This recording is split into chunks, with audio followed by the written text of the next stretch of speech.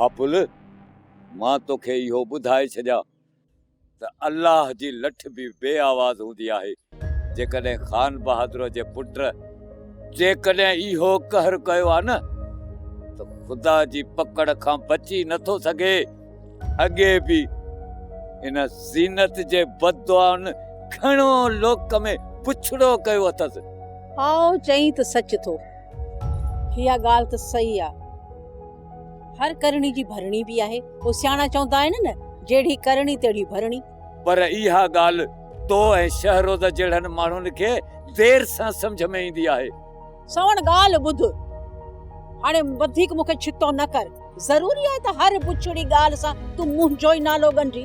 हा, मूं इहो ई सम्झो आहे त ॿियनि माण्हुनि वांगुरु इन इहा ॻाल्हि तुंहिंजे अंदर खे बि लोॾियो हूंदो।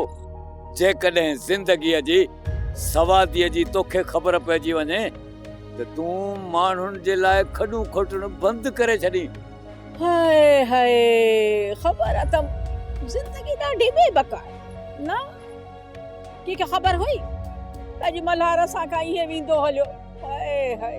तंहिं करे त सभिनी मज़हबनि में इंसान जे हुस्न इख़लाक़ जी ताईद कई वई आहे। इहो सिर्फ़ इहो न त हक़ सच जी ॻाल्हि कजे, पर हक़ ऐं सच सां बि साथ ॾिजे। आओ सचो सचो, तूं सचो।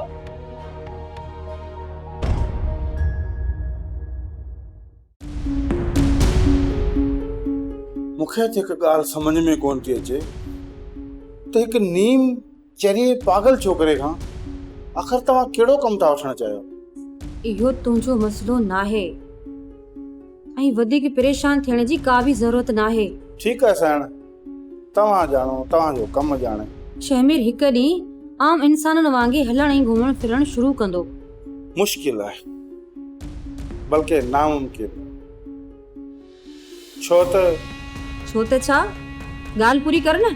जेकॾहिं हाकम साईं खे इन ॻाल्हि जी ख़बर पई न त पोइ मूंखे जीरे गॾा जे पेट में विझी सिबराए छॾींदी। अहिड़ी का राज़दारी जी ॻाल्हि आहे छा जेको राज़ खुलण जी सूरत में जंहिंमें तुंहिंजी जान वञण जो को अंदेशो आहे छा? शमीर खान जे बारे में तव्हां केतिरी मालूमात रखो थी, इहा त मूंखे ख़बर न आहे। शमीर साईं रांदि में रंग जो उहो पतो आहे जंहिंखे न उछलाइण सां बाज़ी पकड़जी वेंदी आहे।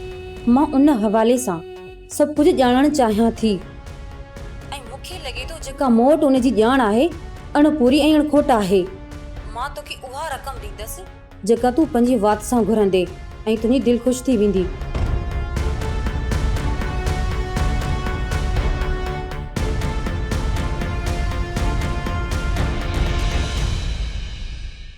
वेरुन जी वस्ती,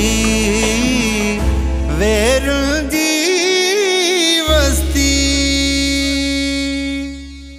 सब्सक्राइब कयो असांजो ऑफिशियल यूट्यूब चैनल सिन टीवी HD ड्रामा ऐं वधीक अपडेट लाइ बेल आइकन खे क्लिक करियो।